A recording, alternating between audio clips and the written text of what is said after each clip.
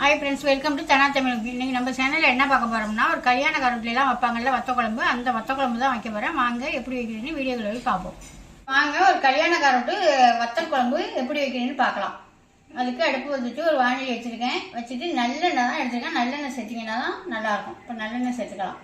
நல்லெண்ணெய் சேர்க்கணும், கொஞ்சம் கூடவும் சேர்க்கணும். நல்லெண்ணெய் எண்ணெய் நல்லா சூடாகட்டும். தாளிப்புக்கு பார்த்தீங்கன்னா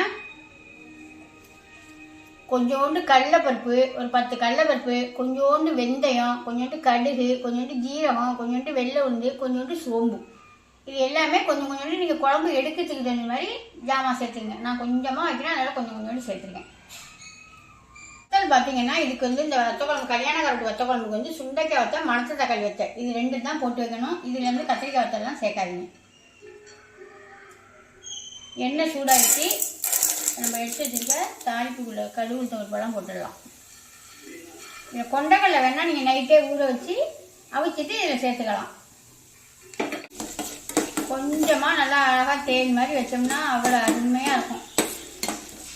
கொஞ்சமாக புளி எடுத்து கரைச்சி வச்சுருக்கிறேன். உங்களுக்கு எவ்வளோ தேவையோ அது மாதிரி எடுத்து கரைச்சிங்க. நான் எனக்கு தேவை புளியை எடுத்து கரைச்சி வடிகட்டி வச்சுருக்கேன். இது தக்காளி எல்லாம் தேவையில்லை. தக்காளி நான் போட மாட்டாங்க. கல்யாண காலத்து வத்த கொண்டு போடவே மாட்டாங்க. நீங்கள் வேணால் ஒரு பாதி தக்காளி, ஒரு தக்காளி இந்த மாதிரி போட்டுக்கலாம். ஒரு கைப்பிடி அளவு சுண்டைக்காய் வத்தல் தான் நான் சேர்த்துருக்கேன். நம்ம வீட்டிலே போட்டு வச்சுருக்கோமா அந்த சுண்டைக்காய் வத்தல். ஒரு கைப்பிடி பூண்டு உரிச்சுருக்கேன், அதை சேர்த்துருக்கேன். அந்த பூண்டோடைய ஒரு கைப்பிடி அளவு சின்ன வெங்காயம் எல்லாத்தையும் மட்டும் நல்லா வதக்கிக்கலாம். இந்த கரைச்சி வச்சுருக்க புளியிலேயே நம்ம மிளகாத்தூள் மல்லித்தூள் சேர்த்துடலாம். ஒரு ஸ்பூனு மல்லித்தூள், 1.5 ஸ்பூன் போட்டுக்கிறேன். மிளகாத்தூள்,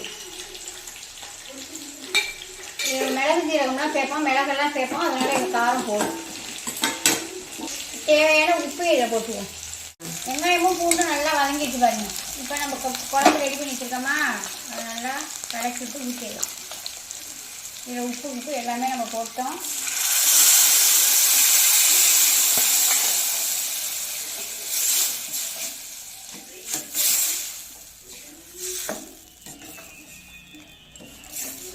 இதுக்கு தண்ணி இன்னும் கொஞ்சோண்டு தண்ணி தண்ணி ஊற்றிக்கும், அவ்வளோதான் போதும்.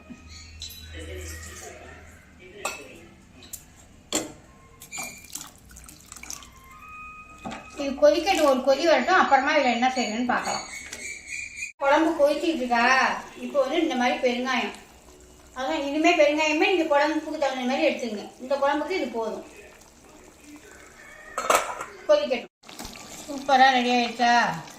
நல்லா கொதிச்சுட்டு இப்போ என்ன சேர்க்கணும்னா கொஞ்சமாக இந்த பொடி என்னன்னு பார்த்தீங்கன்னா சாம்பார் பொடி. நம்ம வீட்டிலேயே தயார் பண்ணிக்கிட்டு இருக்கோமா, அந்த சாம்பார் பொடி தான் இதில் கொஞ்சமாக சேர்த்துக்குவோம். உங்கள்கிட்ட இந்த மாதிரி பொடி இல்லைன்னா கடை பொடி சேர்த்துக்குங்க. இந்த சாம்பார் பொடி, இட்லி பொடி இதெல்லாம் நம்மள்கிட்ட இப்போ ரெடியாக இருக்குது. மிளகாத்தூள், மல்லித்தூள், மற்றபடி மாவு ஐட்டம் எல்லாமே ரெடியாக இருக்குது. யாருக்கெல்லாம் வேணும்னு மேலே தெரிய நம்பருக்கு வாட்ஸ்அப் பண்ணி வாங்கிக்கோங்க.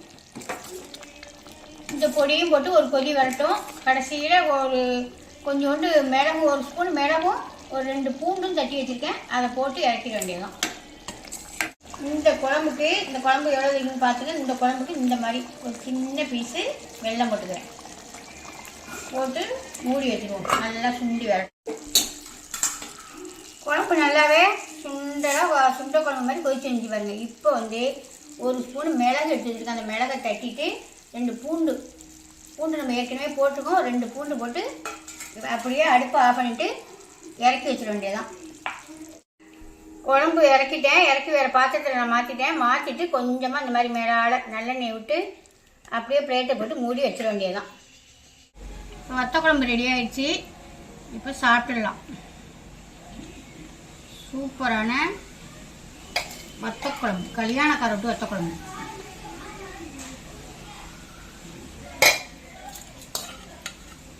இங்கே பாருங்கள் எவ்வளோ வச்சுருக்கேன் பாருங்கள். இவ்வளோ தான் வச்சுருக்கிறதே. சும்மா 1 ஸ்பூன் இருந்தால் போதும். அதுக்கு தொட்டுக்க பாருங்கள் உருளைக்கிழங்கு. இந்த மாதிரி தான் கல்யாண காரட்டில் வைப்பாங்க. அந்த உருளைக்கிழங்கு தான் நானும் வச்சுருக்கேன். அப்புறம் மாங்காய் ஊறுகாய் நேற்று ரெடி பண்ணமா. அவ்வளோதான் ஃப்ரெண்ட்ஸ், வத்த குழம்பு ரெடி ஆயிடுச்சு. கல்யாண கரட்டு வத்த குழம்பு சூப்பராக ரெடி ஆயிருக்கு. அதுக்கு தகுந்த மாதிரியே தொட்டுக்கையும் வச்சிருக்கிறேன், உருளைக்கிழங்கு கிரேவி வச்சிருக்கிறேன். இப்போ வாங்க சாப்பிட்டு பார்த்துடலாம்.